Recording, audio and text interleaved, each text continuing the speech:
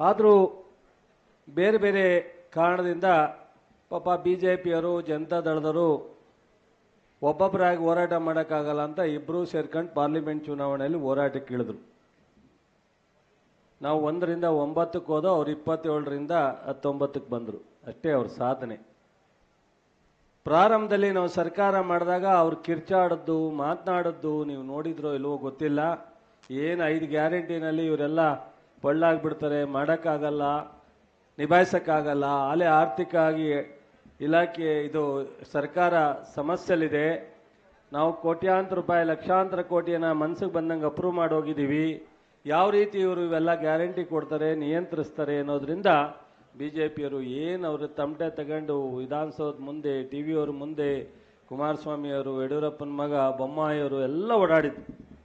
ಆದರೆ ನಮ್ಮ ಸಿದ್ದರಾಮಯ್ಯನವರ ಅನುಭವ 16 ಆರ್ಥಿಕ ಇಲಾಖೆಯಲ್ಲಿ ಬಜೆಟನ್ನು ಮಂಡಿಸಿದಂಥವರು ಬಹುಶಃ ಹೇಗೆ ಹೂವಿನಂತೆ ಅದನ್ನು ಬಗೆಹರಿಸಿ 5 ಗ್ಯಾರಂಟಿಯನ್ನು ಕೊಟ್ಟು ರಾಜ್ಯದ ಉದ್ದಗಲಕ್ಕೂ ಸಮಸ್ಯೆನ ಬಗೆಹರಿಸಿದ್ರು. ಮಳೆ ಬೀಳಲಿಲ್ಲ, ಅದು ಪ್ರಕೃತಿ. ನನ್ನ ಕೈಲಿ ನಿಮ್ಮ ಕೈಲಿದ್ದರೆ ನಾವು ಯಾವಾಗ ಬೇಕಾವಾಗ ಊಹಿಸ್ಬೋದಾಯ್ತು, ಯಾವಾಗ ಬೇಕಾವಾಗ ನಿಲ್ಲಿಸ್ಬೋದಾಯ್ತು. ಮಳೆ ಜಾಸ್ತಿ ಆದರೂ ಕಟ್ಟ, ಕಡಿಮೆ ಆದರೂ ಕಟ್ಟ, ಸಮತೋಲನವಾದರೂ ಮಾತ್ರ ಉಪಯೋಗ. ಆದರೆ ನಮ್ಮ ಕೈಲಿ ಇಲ್ಲ, ಯಾರ ಕೈಲೂ ಇಲ್ಲ. ಪ್ರಕೃತಿ ಆ ಶಿವ ಹೇಗೆ ನಿರ್ಧಾರ ಮಾಡ್ತಾನೋ ಹಾಗಾಗತ್ತೆ. ಆದರೆ ಒಂದು ಅನುಭವ ಇರ್ತಕ್ಕಂಥ ಮುಖ್ಯಮಂತ್ರಿಗಳಾಗಿದ್ದಂಥ ರಾಜಕೀಯ ಪಕ್ಷಗಳು ಟೀಕೆ ಟಿಪ್ಪಣಿಗೆ ಒಂದು ಗೌರವಯುತವಾದಂಥ ಆರೋಗ್ಯಕರವಾದಂಥ ಟೀಕೆ ಟಿಪ್ಪಣಿ ಮಾಡಬೇಕು. ಕಾಂಗ್ರೆಸ್ ಸರ್ಕಾರ ಬಂದರೆ, ಸಿದ್ದರಾಮಯ್ಯನವರು ಮುಖ್ಯಮಂತ್ರಿ ಆದರೆ ಬರಗಾಲ. ಬಹುಶಃ ಅತ್ಯಂತ ಇಂಥ ಟೀಕೆ ಟಿಪ್ಪಣಿಗಳು ಮಾಡ್ತಕ್ಕಂಥವರಿಗೆ ಉತ್ತರ ಆ ಪ್ರಕೃತಿನೇ ತಾಯಿ ಕೊಡೋದ್ರ ಮೂಲಕ ನಮಗೆ ಇವತ್ತು 93 ವರ್ಷಗಳಲ್ಲಿ ಪ್ರಪ್ರಥಮವಾಗಿ ಜೂನ್ ತಿಂಗಳಲ್ಲಿ ಕಾವೇರಿ ಮಾತಿ ತುಂಬಿ, ಬರೀ ಕಾವೇರಿಗೆ ಸೀಮಿತ ಅಲ್ಲ, ಈ ರಾಜ್ಯದ ಎಲ್ಲ ಅಣೆಕಟ್ಟುಗಳು ಸಹ ತುಂಬಿ ರಾಜ್ಯದ ಉದ್ದಗಲಕ್ಕೂ ಕೃಷಿಕರು ಸಂತೋಷವಾಗಿರ್ತಕ್ಕಂಥ ಒಂದು ಸೌಭಾಗ್ಯವನ್ನು ಆ ತಾಯಿ ನಮಗೆ ಮಾಡಿಕೊಟ್ಟಿದ್ದಾರೆ.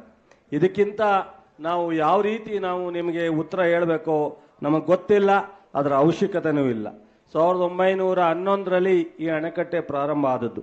1932ರಲ್ಲಿ ಈ ಅಣೆಕಟ್ಟೆ ಸಂಪೂರ್ಣವಾದ ಗೊತ್ತಿದ್ದು. ಅದಾದ ಮೇಲೆ 93 ಸಾರಿ ಈ ಅಣೆಕಟ್ಟು, ಅದರಲ್ಲಿ 76 ತುಂಬಿದೆ.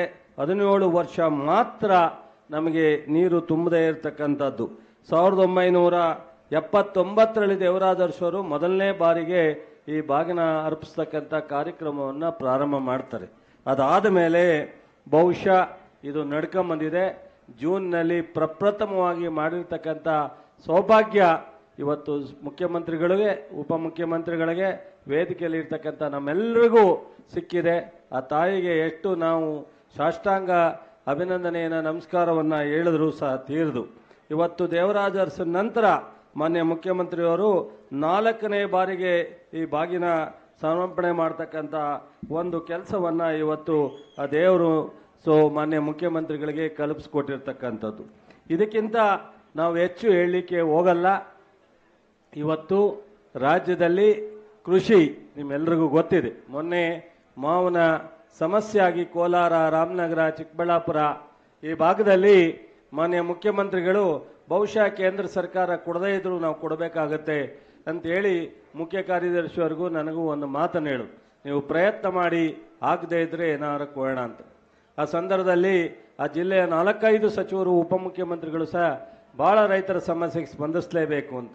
ಬಹುಶಃ ಅಲ್ಲಿಂದನೇ ನಾವು ಕೇಂದ್ರದ ಕೃಷಿ ಸಚಿವರಿಗೆ ಮಾತನಾಡಿ ಮುಂದಿನ ನೆಕ್ಸ್ಟ್ ದಿನದಲ್ಲೇ ವಿಡಿಯೋ ಕಾನ್ಫರೆನ್ಸ್ ಮೂಲಕ ಮೀಟಿಂಗ್ ಮಾಡಿ ಇವತ್ತು 50-50 ಅನುಪಾತದಲ್ಲಿ 100 ಕೋಟಿ ಪರಿಹಾರವನ್ನು ಕೇಂದ್ರ ಸರ್ಕಾರ, ರಾಜ್ಯ ಸರ್ಕಾರ ಕೊಡುವಂಥ ತೀರ್ಮಾನವನ್ನು, ಅದಕ್ಕೂ ಸಹ ಮನಸ್ಸಿಗೆ ಬಂದಂತೆ ಮಾತನಾಡ್ತಕ್ಕಂಥ ಜನತಾದಳದ ಅಥವಾ BJPಯ ನಾಯಕರಿಗೆ ನಾವು ಇನ್ನು ಯಾವ ಭಾಷೆಯಲ್ಲಿ ಉತ್ತರ ಕೊಡಬೇಕೋ ಗೊತ್ತಿಲ್ಲ. ಇವರಿಗೆಲ್ಲ ಆ ದೇವರೇ ಅವರಿಗೆ ಜ್ಞಾನೋದಯವನ್ನು ಮಾಡಬೇಕು. ಟೀಕೆ ಟಿಪ್ಪಣಿಗೆ ಒಂದು ಇತಿಮಿತಿಯನ್ನು ಹಾಕುವಂಥ ಅವಕಾಶ ಅಥವಾ ಸಂದೇಶವನ್ನು ಆ ದೇವರೇ ಕೊಡಬೇಕು. ಇವತ್ತು ನಮ್ಮ ಬಾಬಣ್ಣವ್ರು ಹೇಳಿದ್ರು, ನಮ್ಮ ಉದಯರಿದ್ದಾರೆ, ರವಿ ಇದ್ದಾರೆ, ಸೊ ಅನೇಕ ಶಾಸಕರುಗಳಿಲ್ಲಿದ್ದಾರೆ, ಮೈಸೂರು ಶಾಸಕರಿದ್ದಾರೆ, ನಾವೆಲ್ಲರೂ ಮಾತಾಡ್ಲಿಕ್ಕೆ ಆಗಲ್ಲ. ಮುಂದೊಂದು ದಿವಸ ಸಂದರ್ಭ ಬಂದಾಗ ಮಾತನಾಡ್ತೀವಿ.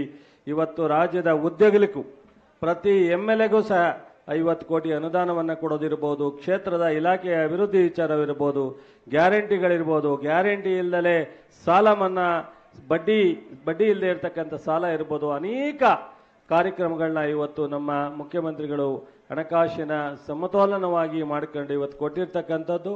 ಇಂಥ ಮಂಡ್ಯ ಜಿಲ್ಲೆಗೆ ಒಂದು ಕೃಷಿ ವಿಶ್ವವಿದ್ಯಾನಿಲಯ ಕೊಡೋದ್ರ ಜೊತೆಗೆ ಆದಿಚುಂಚನಗಿರಿಯ ವ್ಯಾಪ್ತಿನಲ್ಲಿ ಒಂದು ಕೃಷಿ ಕಾಲೇಜನ್ನು ಸಹ ಮಂಜೂರನ್ನು ಮಾಡಿಕೊಡ್ಲಿಕ್ಕೆ ಮಾನ್ಯ ಮುಖ್ಯಮಂತ್ರಿಗಳು, ಉಪಮುಖ್ಯಮಂತ್ರಿಗಳು ಸಹ ನನಗೆ ಸೂಚನೆಯನ್ನು ಕೊಟ್ಟಿದ್ದರು.